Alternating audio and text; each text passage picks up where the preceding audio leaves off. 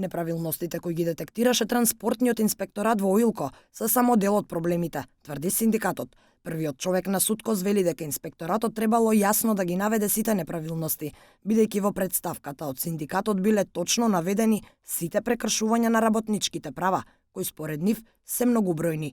Синдикатот разговарал со раководството на компанијата, но ветувањата дека во иднина ќе се почитуваат работничките права важеле само до крајот на состанокот.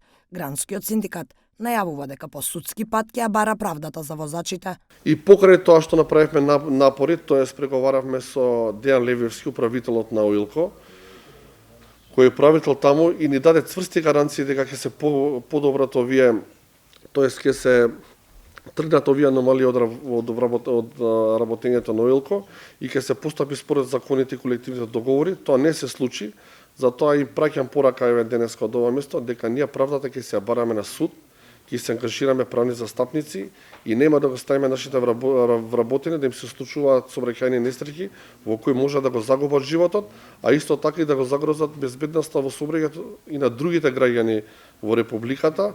Тоест, нема да дозволиме да ни се случи уште еден Дурмо Турс.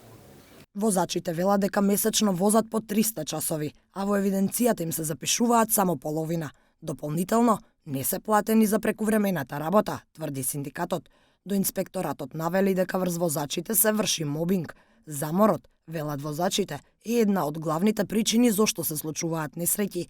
Несреќата во Неготино која се случи неодамна не е единствената, но е една од ретките за која јавноста дозна. Има некаде сигурно преку 6 несреќи случајно, што до сега тоа не е никаде изјавено.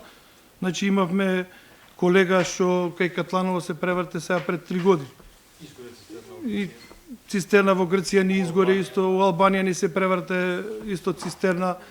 Излета сега зимово исто и во Битола од пат.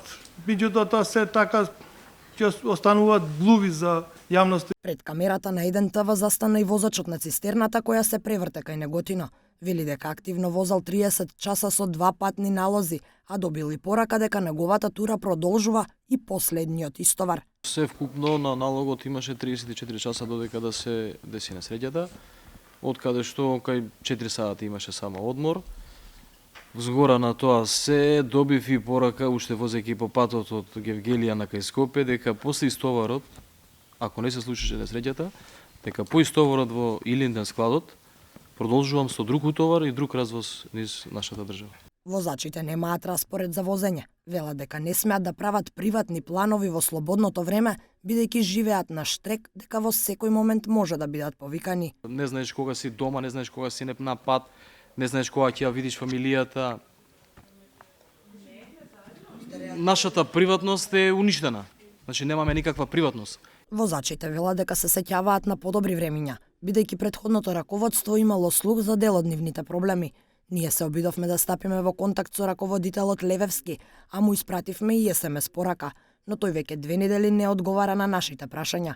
Синдикатот тврди дека се прекршени бројни членови од Законот за работни односи и од Законот за работно време на мобилни работници во патниот сообраќај.